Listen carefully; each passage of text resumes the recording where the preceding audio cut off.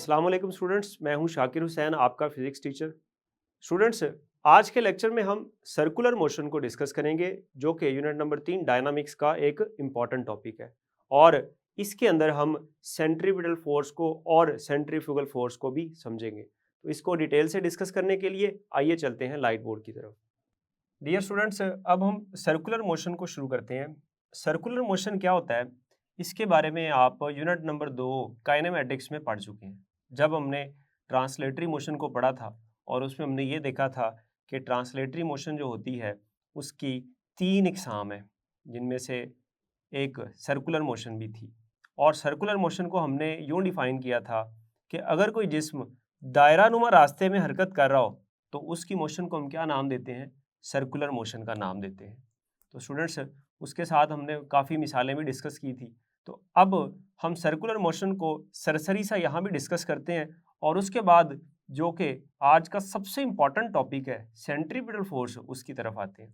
Circular motion students क्या होता है, इसकी डेफिनेशन है, इसकी तारीफ मैंने आपके सामने लिखी है और वो ये है कि अगर कोई जिस्म दायरानुमा रास्ते पर हरकत करे तो इसकी मोशन को सर्कुलर मोशन कहते हैं। और नीचे मैंने एक मिसाल भी लिख दी आपके लिए। मिसाल क्या है, जमीन के गिर्द चांद की हरकत सर्कुलर मोशन है। ठीक है, और भी बहुत सारी मिसालें। कोई भी जिस्म एक दायरानुमा रास्ते पर हरकत कर रहा हो तो वो इस चीज़ की मिसाल है कि ये सर्कुलर मोशन है। तो डियर स्टूडेंट्स, अब हम बात करते हैं सेंट्रीपिटल फोर्स की। सेंट्रीपिटल फोर्स क्या होती है? सेंट्रीपिटल फोर्स को समझने के लिए आप एक काम करें और वो ये है कि आप एक रस्सी के साथ एक स्टोन को, किसी पत्थर को बांध दें। फर्ज कर लेते हैं कि ये पत्थर है और इसको आप एक रस्सी के साथ बांध देते हैं और रस्सी के साथ बांधने के बाद आप इसको एक सर्कुलर रास्ते में घुमाना शुरू कर देते हैं, यूं घुमाना शुरू कर देते हैं। तो जैसे स्टूडेंट्स आप इसको घुमा रहे हैं, आप यहाँ पर देखें, इस लम्हे पर इसकी हरकत को देखें। ये जो पत्थर है ये किस सिमत में जा रहा है स्टूडेंट्स? इसकी जो मोशन की सिमत है वो ये है, इस सिमत में जा रहा है। अब मुझे बताएं, क्या ये जो पत्थर है अब ये क्यों इधर जा रहा है? इनर्शिया की वजह से। इनर्शिया इसको चाहेगा कि ये सीधा चला जाए। ठीक है, क्या ये सीधा जाएगा? बिल्कुल भी नहीं। ये क्या काम करेगा? ये एक दायरे में मुड़ जाएगा। अब ये दायरे में क्यों मुड़ेगा स्टूडेंट्स? इस पर एक फोर्स लग रही होगी और वो फोर्स किस तरफ लग रही होगी? वो फोर्स लग रही होगी इस दायरे के मरकज की तरफ। और अब उस फोर्स की वजह से ये जो पत्थर है ये सीधा जाने की बजाय क्या काम करेगा? ये सर्कल में ऐसे मुड़ जाएगा और यहाँ आ चुका है ये पत्थर। जब ये स्टूडेंट्स ये पत्थर इधर आ जाएगा, अब यहाँ पर इसकी मोशन को देखें। अब यहाँ पर इसकी मोशन किस तरफ है? यहाँ पर इसकी मोशन अगर हम देखें तो वो स्टूडेंट्स बिल्कुल नीचे की तरफ है। यहाँ मुझे बताएं, क्या ये पत्थर नीचे की तरफ चला जाएगा? नहीं, पत्थर नीचे नहीं जाएगा, बल्कि ये फिर दायरे में ऐसे हरकत करना शुरू कर देगा। ऐसा क्यों कर रहा है? अब इस पर फिर एक फोर्स लग रही है और वो फोर्स कौन सी है? वो इस रस्सी के अंदर जो टेंशन है स्टूडेंट्स, वो इसको अपने तरफ खींच रही है, यानी कि मरकज की तरफ खींच रही है। अगर रस्सी मजबूत ना होती फिर तो इसने टूट जाना था। अब यहाँ देखें, वो फोर्स इसको दायरे के मरकज की तरफ खींचना चाह रही है और ये सीधा जाना चाह रहा है। अब ना तो ये सीधा जाएगा ना ये मरकज की तरफ आएगा, तो ये फिर दायरे में घूम जाएगा। अब ये स्टूडेंट्स ये घूमता घूमता यहाँ पर आ गया, इस जगह पर। अब यहाँ देखें, इस जगह पर इसकी जो मोशन है स्टूडेंट्स, उसकी सिमत क्या है? बिल्कुल इसकी सिमत है टेंजेंट के लॉन्ग, इस तरफ। ये देखिए, इसकी वेलोसिटी की जो मोशन है वो बिल्कुल टेंजेंट के लॉन्ग है। टेंजेंट समझते हैं ना, कि इस दायरे पर के किसी भी नुक्ते पर हम एक सीधी लाइन ड्रा करें जो इस दायरे के इस पॉइंट को टच करके गुजर जाए, उसको हम टेंजेंट कहते हैं। और याद रहे, वो इस दायरे के जो रेडियस है, इस दायरे का जो रिदास है, उसके क्या होनी चाहिए? परपेंडिकुलर, यानी कि अमूदन होनी चाहिए। यहाँ पर स्टूडेंट्स इसकी मोशन की सिमत ये है और इस पर एक दायरे की तरफ जो टेंशन है इस रस्सी की, वो इसको दायरे की तरफ खींच रही है, यानी कि सेंटर की तरफ खींच रही है। अब क्या होगा, ना ये सीधा जाएगा और ना ये सेंटर की तरफ जाएगा। अब ये फिर ये जो पत्थर है ये एक दायरे में घूम जाएगा और घूम कर ये स्टूडेंट्स आ जाएगा इस जगह पर। अब यहाँ पर देखें स्टूडेंट्स, यहाँ पर फिर इसकी मोशन को आप देखें, इसकी मोशन किस तरफ है? आप कहेंगे सर टेंजेंट के लॉन्ग। ये देखें इस तरफ इसकी मोशन है। क्या ये सीधा जाएगा? नहीं, जो रस्सी में जो टेंशन है वो इसको किधर खींचेगी? दायरे के मरकज की तरफ। अब ना तो ये मरकज की तरफ जाएगा ना ये ऊपर सीधा जाएगा, ये किधर जाएगा? ये फिर दायरे में। अब ये ऐसे दायरे में हरकत करता रहेगा। अब स्टूडेंट्स आपने देखा कि यहाँ एक फोर्स है जो इस पत्थर को इस दायरे में घूमने पर मजबूर कर रही है, और वो फोर्स कहाँ से मिल रही है? वो फोर्स इस रस्सी में जो टेंशन है स्टूडेंट्स वहां से मिल रही है। अगर ये टेंशन ना हो, यानी कि ये रस्सी इतनी मजबूत ना हो, तो फिर क्या होगा? ये रस्सी टूट जाएगी और ये पत्थर इस टेंजेंट के लॉन्ग नीचे की तरफ या किसी भी तरफ मूव कर जाएगा। तो स्टूडेंट्स यहाँ पर आपने देखा कि एक फोर्स मौजूद है जो क्या काम कर रही है, जो इस पत्थर को दायरे में घूमने पर मजबूर कर रही है। तो स्टूडेंट्स उस फोर्स को हम नाम देते हैं सेंट्रीपिटल फोर्स का। क्या नाम देते हैं? Centripetal force. तो अब मैं इसकी डेफिनेशन लिखता हूं। सेंट्रीपिटल फोर्स, सेंट्रीपिटल फोर्स वो फोर्स है जो किसी जिस्म को दायरे में हरकत करने पर मजबूर करती है।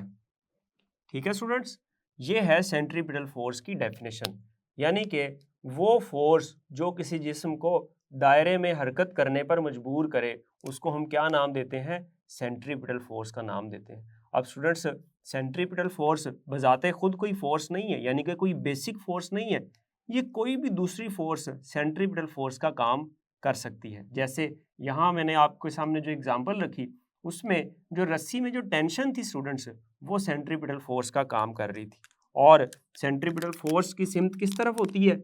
आप देख सकते हैं यहाँ से दायरे के मरकज की तरफ। ठीक है, और एक और मिसाल ले लेते हैं। आपने स्टूडेंट्स चांद की मोशन तो देखा होगा।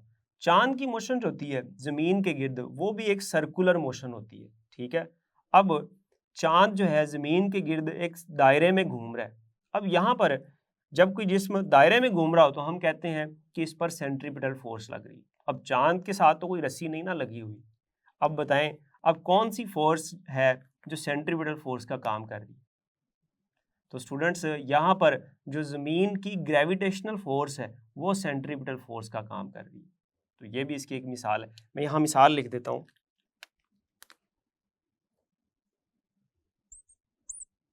मिसाल इसकी क्या है?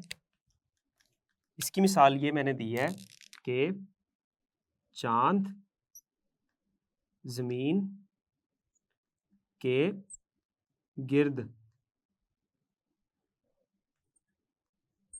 सर्कुलर मोशन में है। ठीक है, और किस वजह से सर्कुलर मोशन में है? क्योंकि जो जमीन की ग्रेविटेशनल फोर्स है वो उसको जरूरी सेंट्रीपिटल फोर्स मुहैया करती है। तो यहां मैं लिख देता हूं, चांद को जमीन की ग्रेविटेशनल फोर्स जरूरी सेंट्रीपिटल फोर्स मुहैया करती है। तो ये स्टूडेंट इसकी मिसाल होगी। और मैंने ये डोरी वाली भी मिसाल आपको दे दी, डोरी के साथ बंधे हुए पत्थर की।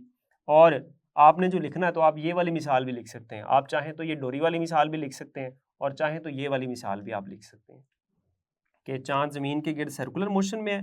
चांद को जमीन की ग्रेविटेशनल फोर्स ज़रूरी सेंट्रीपिटल फोर्स मुहैया करती है। और एक और बात, जो सेंट्रीपिटल फोर्स है उसकी सिमत किस तरफ होती है? तो सेंट्रीपिटल फोर्स की सिमत हमेशा दायरे के मरकज की तरफ होती है। तो यहां मैं लिख देता हूं सेंट्रीपिटल फोर्स की सिमत हमेशा दायरे के मरकज की तरफ होती है। अब स्टूडेंट्स एक और बात याद रखिएगा, जो सेंट्रीपिटल फोर्स है उसके लिए जो हम अलामत इस्तेमाल करते हैं वो होती है स्टूडेंट्स एफ सी। एफ क्या चीज़ होती है? फोर्स, और सी यहाँ लगा दिया तो ये सेंट्रीपिटल फोर्स को जाहिर करता है। अच्छा जी, अब इसके बाद हम सेंट्रीपिटल फोर्स की हिसाबी शक्ल को देखते हैं कि हम सेंट्रीपिटल फोर्स की जो मैथमेटिकल फॉर्म है, हिसाबी मुसावात है, उसको कैसे निकाल सकते हैं। तो उसको समझने के लिए आप फर्ज कर लें कि कोई जिस्म है जिसका मास m है और वो किसी चीज़ के साथ बंधा हुआ है और वो एक सर्कुलर ट्रैक पर यानी कि एक दायरा नुमा रास्ते पर हरकत कर रहा है। और स्टूडेंट्स उसका जो रेडियस है जिस दायरे में वो हरकत कर रहा है वो r है। यहाँ मैंने आपके सामने लिखा है, फर्ज करें कि m, ये m लिखा हुआ है स्टूडेंट्स, m मास का एक जिस्म जिसका रेडियस r है, दायरे में यूनिफॉर्म स्पीड v से हरकत कर रहा है, सेंट्रीपिटल फोर्स fc का पैदा करदा एक्सेलरेशन ac हस्बे ज़ैल है। अब जब किसी जिस्म पर फोर्स लगती है तो हमने ये पढ़ा हुआ है न्यूटन के मोशन के दूसरे कानून के मुताबिक, तो वो फोर्स उसमें एक्सेलरेशन पैदा करती है। इसका मतलब हुआ कि यहाँ चूंकि सेंट्रीपिटल फोर्स लग रही है, सेंट्रीपिटल फोर्स जो एक्सेलरेशन पैदा करेगी वो क्या होगा? वो सेंट्रीपिटल एक्सेलरेशन होगा। यहाँ पर वो ये कह रहा है कि फर्ज कर लें कि किसी दायरे में, ये कोई दायरा है, यहाँ कोई जिस्म है जो कि इस दायरे में हरकत कर रहा है, इसका मास m है और इसकी जो स्पीड है, फर्ज कर लेते हैं ये इस तरफ जा रहा है, इसकी स्पीड v है और इस दायरे का जो रेडियस है वो r है, ये ऐसे घूम रहा है। ठीक है, अब ये सर्कुलर है, मैंने ऐसे इसको 2D में बनाया चूंकि, इसलिए आपको यूं नजर आ रहा है। तो इसका रेडियस जो है वो r है, इस जिस्म का जो कि सर्कल में घूम रहा है मास m है और जिस वेलोसिटी से ये हरकत कर रहा है वो v है। तो अब चूंकि इस पर एक सेंट्रीपिटल फोर्स लग रही है तो सेंट्रीपिटल फोर्स fc का पैदा करदा एक्सेलरेशन ac हस्बे ज़ैल है। वो क्या होगा स्टूडेंट्स, उसको लिखते हैं। अब ac यानी कि यहां मैं लिखता हूं सेंट्रीपिटल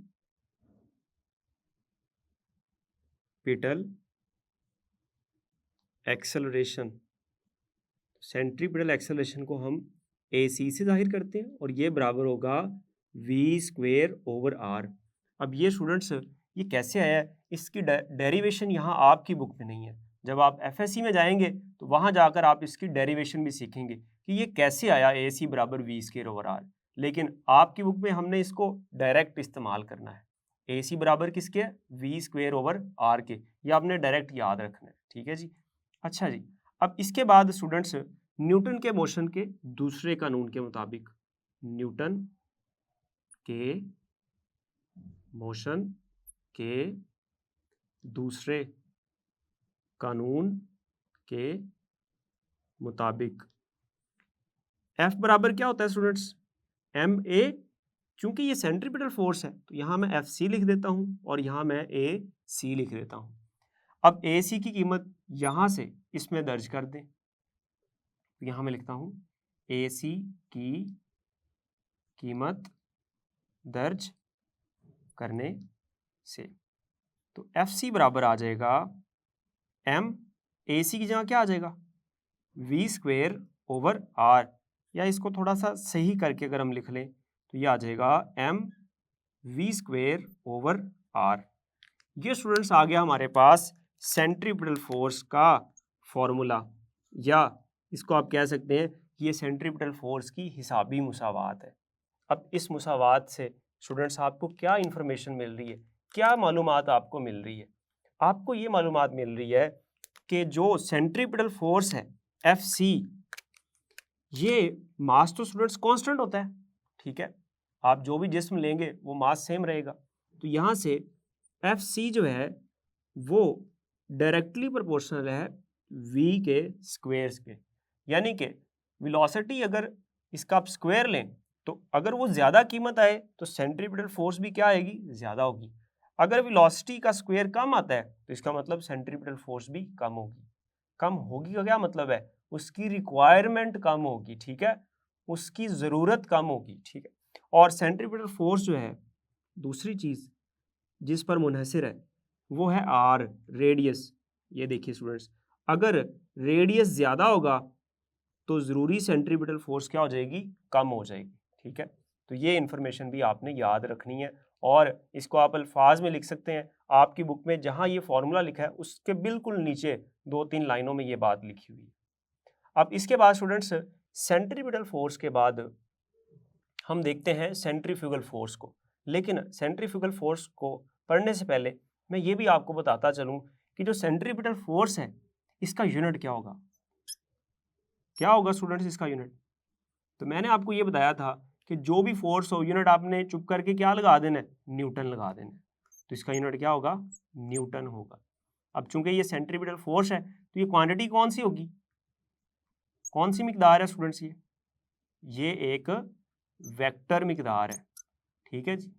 तो ये आपकी इंफॉर्मेशन के लिए मैंने आपको बता दिया। अब उसके बाद देखते हैं कि सेंट्रीफ्यूगल फोर्स कौन सी होती है। तो स्टूडेंट्स यहाँ देखिए, मैं एक शक्ल बनाता हूँ आपके सामने।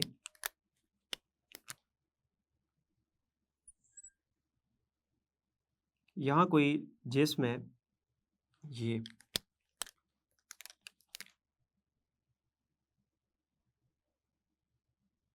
और ये स्टूडेंट्स इस तरफ ऐसे हरकत कर रहा है वेलोसिटी v के साथ इस दायरे में। अब इस पत्थर है या कोई भी चीज़ आप फर्ज कर लें, इस पर जो फोर्स लग रही है, जो इसको सर्कल में घुमा रही है, वो कौन सी फोर्स है स्टूडेंट्स? आप कहेंगे सर वो सेंट्रीपिटल फोर्स है। तो सेंट्रीपिटल फोर्स किधर लग रही है, दायरे के मरकज़ की तरफ। अब स्टूडेंट्स हर एक्शन का एक रिएक्शन होता है, तो न्यूटन के तीसरे कानून के मुताबिक ये जो सेंट्रीपिटल फोर्स है इसका एक रिएक्शन भी होगा, और वो रिएक्शन क्या होगा, वो रिएक्शन होगा Fc यानी कि सेंट्रीपिटल फोर्स के मुखालिफ सिमत में, इधर। इसको हम कहते हैं Fg यानी कि सेंट्रीफ्यूगल फोर्स। इसको क्या नाम देते हैं, सेंट्रीफ्यूगल फोर्स का। तो जो सेंट्रीपिटल फोर्स का जो रिएक्शन फोर्स है उसको हम क्या नाम देते हैं, उसको हम नाम देते हैं सेंट्रीफ्यूगल फोर्स, और वो सेंट्रीपिटल फोर्स के मुखालिफ सिमत में अमल करती है। तो यहाँ देखिएगा, न्यूटन के मोशन के तीसरे कानून के मुताबिक सेंट्रीपिटल फोर्स का रिएक्शन भी मौजूद होता है। ये सेंट्रीपिटल रिएक्शन जो डोरी या दायरे में हरकत करने वाले किसी भी जिस्म को बाहर की तरफ खींचता है। किधर खींचता है, बाहर की तरफ, ठीक है, इस सिमत में, सेंट्रीफ्यूगल फोर्स कहलाता है।